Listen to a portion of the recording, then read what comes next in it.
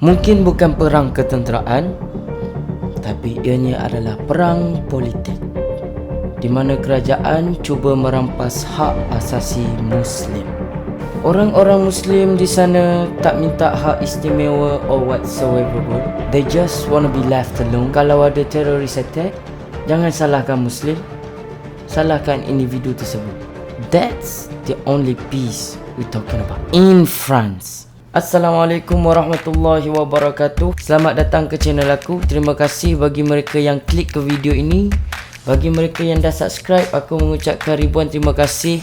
Kepada yang baru sampai ke channel aku, Rap Unity, aku ingin mengucapkan selamat datang dan selamat buka mata, minda dan hati korang. Kudu betul. Jadi dekat channel aku ni lah korang akan di-expose dengan punca-punca konflik yang berlaku di dunia Islam. Jadi aku akan research berita-berita terkini dan aku akan sampaikan kat korang. So, korang tak perlu susah-susah nak buat research. Boleh tengok aku punya video dan korang boleh research sikit-sikit saja untuk kepuas hati korang. Okay guys, tanpa melengahkan masa lagi, jom kita sambung. Perang kali ini adalah perang yang dimulakan oleh kerajaan Perancis menentang Islam dan orang-orang Islam di negaranya. Sebelum tu aku nak terangkan kat korang apa itu Islamodivision dan apa itu Islamofobia. Islamodivision secara ringkasnya adalah mengkambing hitamkan orang-orang Muslim untuk mengalihkan perhatian dari masalah yang gagal diatasi oleh kerajaan itu sendiri. Contoh sekarang sedang berlaku di Perancis, di mana kerajaan menyalahkan umat Muslim melakukan teroris instead of kegagalan kerajaan dalam menangani teroris tersebut. Emmanuel Macron, the French president, has ordered a crackdown on Muslim organisations.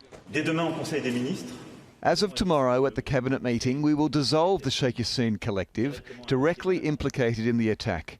More decisions against associations and groups of individuals will follow in the coming days and weeks. Our determination is complete. The acts will happen. The Republic needs them.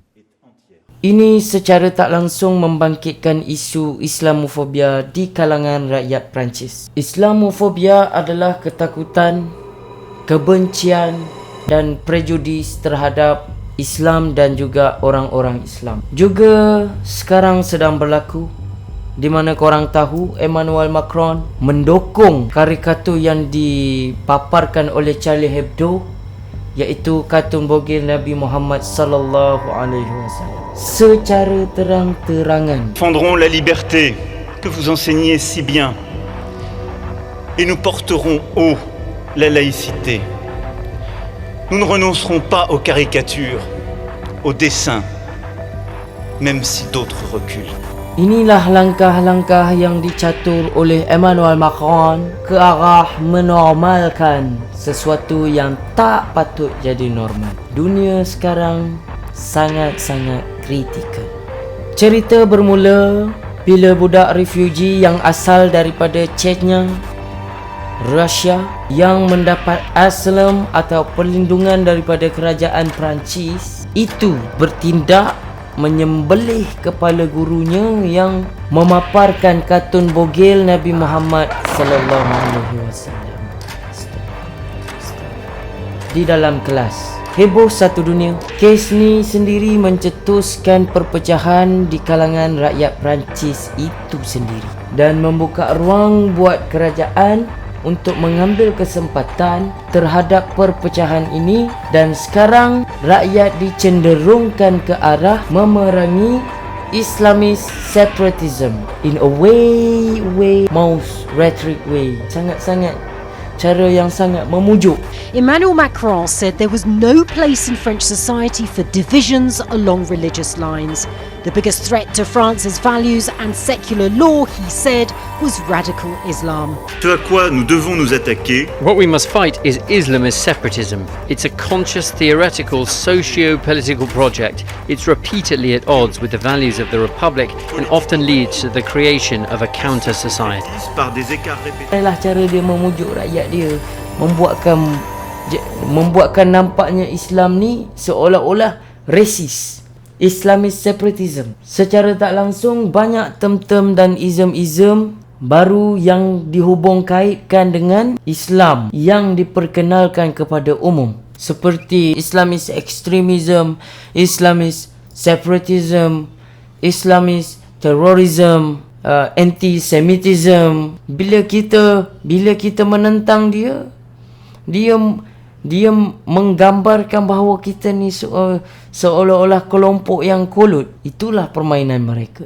Susulan dari kejadian pembunuhan guru tersebut, berlaku pula serangan oleh Islamist extremism katanya di berhampiran ofis Charlie Hebdo, di mana 2 orang injured dengan serangan pisau. Lepas tu terjadi pula serangan di church di mana 3 orang terbunuh. Oleh kerana kejadian tersebutlah kerajaan meningkatkan lagi level of security in France. Dengan segala alat dan kuasa yang dia ada sebagai presiden di negara itu, sekarang dia nak tutup sesebuah organisasi dan masjid-masjid hanya dengan mere accusation, tanpa bukti. Dalam berita terkini, 76 buah masjid akan diperiksa dan mungkin sebahagiannya akan ditutup, dan mungkin semuanya akan ditutup atas alasan para teroris itu menggunakan masjid sebagai tempat bermesyuarat, berbincang dan bermeeting untuk lancar serangan.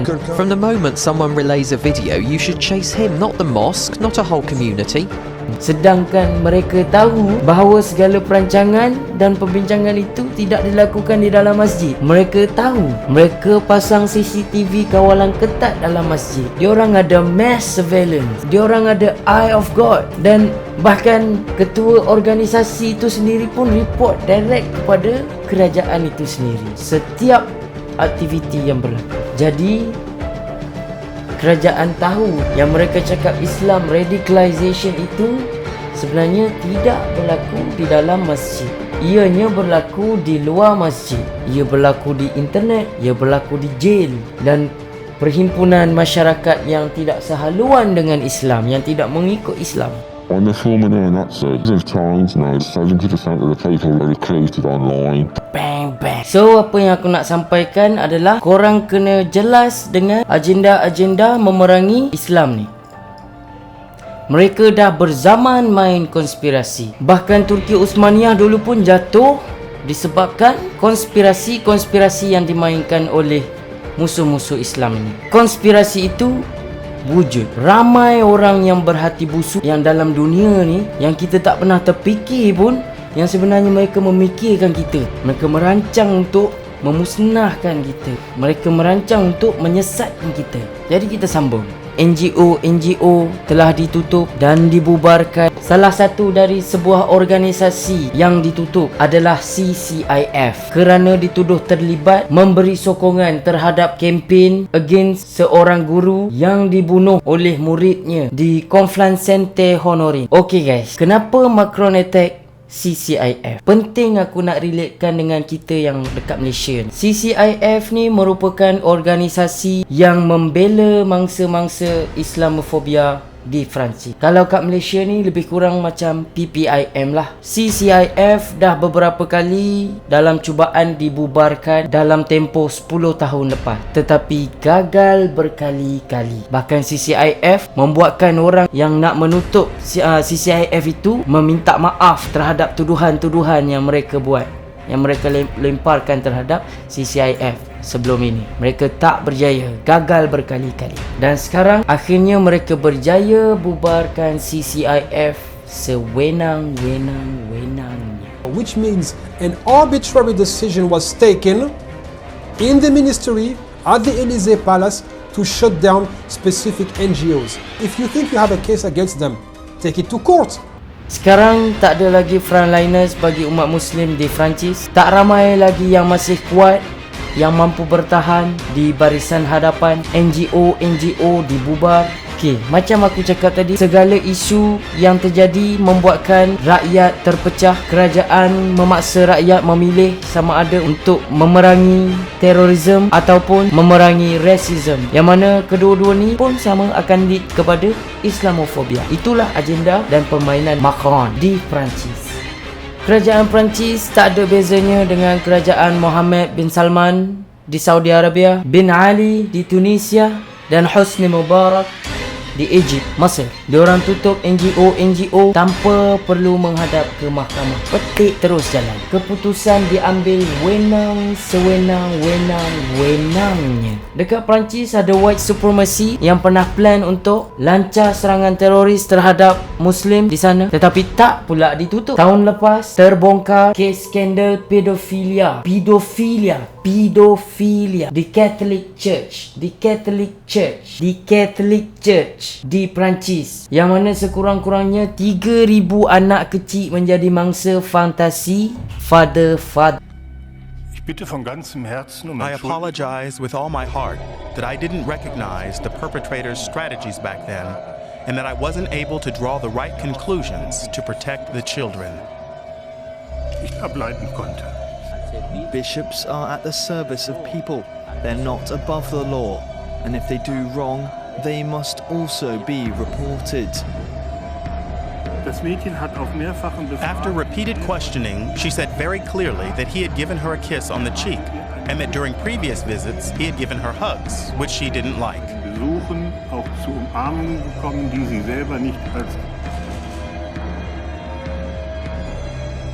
It was very clear to me in this situation that what was being described to me was not a sexual assault. And therefore, I couldn't classify it as sexual abuse.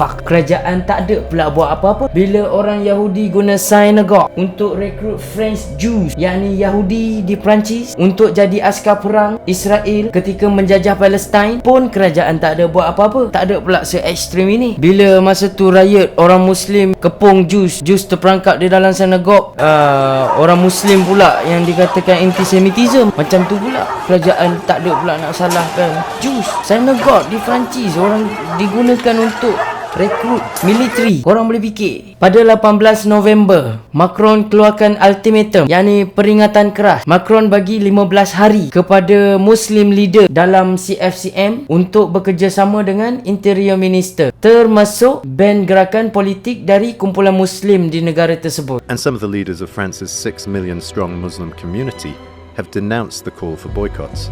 Nous appelons bien sûr à défendre les intérêts de notre pays.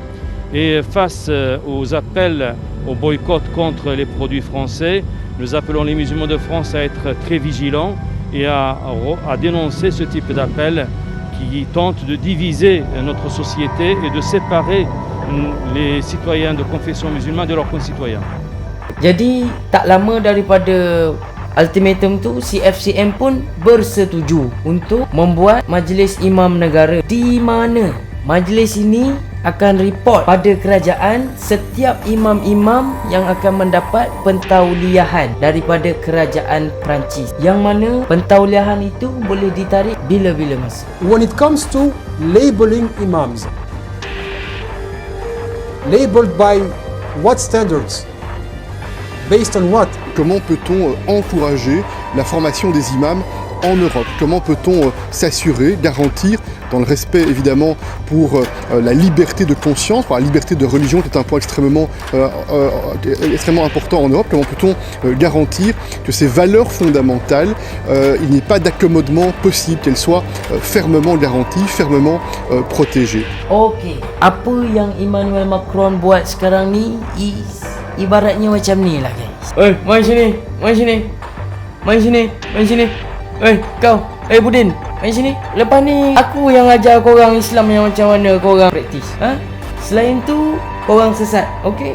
Kalau korang sesat, aku perang dengan korang. So, sekarang ni tak cukup dengan dia policing Muslim. Sekarang dia nak policing agama Islam dan juga ideologi Islam. Ce n'est pas le travail de l'État de structurer l'islam. Mais nous devons nous permettre, accompagner cette émergence. D'abord, et c'est le premier point en la matière, en libérant l'islam en France des influences étrangères. Korang faham tak? Bang, bang, bang, bang, bang, bang. Di Elysee Palace, Presiden Macron dan juga dia punya Interior Minister telah bertemu dengan 8 CFCM leaders Dua prinsipal akan dinyatakan dalam kontrak perjanjian hitam putih, iaitu penolakan terhadap politik Islam dan juga sebarang campur tangan dari negara luar. Presiden Macron juga telah menyatakan beberapa langkah yang akan diambil dalam menangani kononnya Islamist separatism. Antaranya ialah restriction on homeschooling. Tak boleh sekolah dekat rumah. Anak-anak korang, anak-anak orang Muslim dekat sana tak boleh tidak kena pergi sekolah diorang. Mahu ataupun tidak, budak-budak kena ikut peraturan kerajaan, iaitu tak boleh pakai niqab and hijab. Kena belajar subjek hina Nabi. Dan untuk memastikan perintah ni berjalan dengan lancar, kerajaan akan bagi identification number untuk memastikan anak-anak ni pergi sekolah. Mak bapak yang tak ikut perintah akan dikenakan penjara sehingga 6 bulan dan denda yang tak masuk akal. Orang faham tak? Bang bang bang. Müslümanlar olarak bu sene sadece salgınla değil, aynı zamanda Batı ülkelerinde yükselen İslam düşmanlığıyla da mücadele ediyoruz. Bu ülkelerde yaşayan kardeşlerimize ait iş yerleri, evler, ibadethaneler, okullar hemen her gün neonazilerin saldırısına maruz kalıyor. Açık konuşmak gerekirse, İkinci Dünya Savaşı öncesinde Avrupa'daki Musevilere karşı yürütülen linç ve nefret kampanyasının aynısına bugün Müslümanlar muhatap olmaktadır.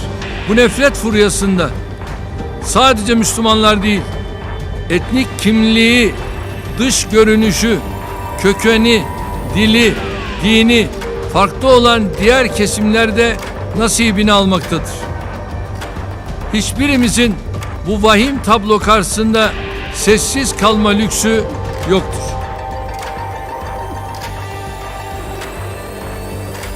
Agenda-agenda anti-Muslim telah dirancang rapi melalui jaringan yang besar. Ianya bukan saja berlaku di Perancis, ia juga berlaku di Denmark. Perkara yang sama cuba dibangkitkan. Tetapi undang-undang di Denmark sedikit berbeza, yang mana ia menjadi penghalang bagi kerajaan Denmark untuk membuat law yang spesifik untuk kenakan umat Muslim. Bermaksud, Muslim boleh pakai niqab, tapi tak boleh tutup muka. Niqab spesifik tu Muslim, tapi tutup muka semua orang kena. Oleh kerana mereka tak boleh nak buat law spesifik tu Muslim, mereka menggunakan isu mahar sebagai jambatan untuk menceroboh Islam. Kerajaan membangkitkan kononnya bahawa lelaki di Denmark perlu berhabis ratusan ribu untuk mahar dan buat majlis kahwin di sana. Seolah-olah wanita itu dijual kepada suaminya, dan akan jadi masalah kelak pada pihak perempuan apabila nak bercerai dengan suaminya kerana perlu membayar balik maharnya, which is nampak macam benefiting the woman, but on the other side bila nak bercerai, woman akan di-violate pula. Misalnya, kononnya Islam ni nampak ekstrim. Kononnya ada somehow, ada kontradiksi dalam agama Islam ni, ada something yang tak kena, yang kerajaan perlu selamatkan. Kononnya. Tapi dia tak boleh nak address spesifik tu Muslim. Jadi apa yang dia buat? Dia monitor masjid-masjid dan imam-imam. Apa aktiviti yang dilakukan oleh jemaah-jemaah Muslim berkenaan hal perkahwinan dan perceraian. Sekiranya ada imam yang consult perceraian, maka itu akan jadi kesalahan dalam pemindaan peraturan yang akan datang. Dia dalam proses propose pemindaan ni. Rumours mengatakan denda penjara selama 3 tahun mungkin dikenakan pada imam yang melakukan kaunseling cerai dan kahwin. Dan sekiranya imam itu bukan warga negara, kerajaan akan mengusir keluar dari negara tersebut. Denmark. Kau tak boleh nak serang Muslim, kau serang cara ni pula. Denmark menggunakan isu mahar sebagai jambatan untuk menerobos agama kita. Sebagai akses. Mahar. Tak nak cerita banyak Aku tak nak cerita banyak. Kalau dalam filem seolah-olah disettikan kat atas menara tu. Kat atas menara tu. Kan? Tengah apa? yang pegang yang apa yang elektrik tu. Yang ada power tu. Satu dekat sana. Padang pasir ada. Satu dekat sana. Kira tempat berbeza-beza. Diorang connected. You see? Inilah realitinya. Sentiment anti-Muslim is rising. Buka mata, buka hati. Okay guys, sebelum berakhirnya video kali ni, aku nak sajikan korang dengan senarai produk, brand dan company daripada Perancis yang boleh korang boycott, yang boleh korang tumbangkan hanya dengan duduk di Malaysia. Kita ada kuasa, rugi tak guna. So guys, berkhidmatlah untuk agama kita. Okay guys, terima kasih sudi luangkan masa korang dengan aku. Kalau korang rasa apa yang aku share pada korang ni bermanfaat untuk korang dan orang-orang di luar sana, korang share. Ada request nak aku cover mana-mana topik, boleh request di ruangan komen. And last kali guys, aku nak cakap subscribe tu free. See you guys in the next video. Assalamualaikum warahmatullahi wabarakatuh.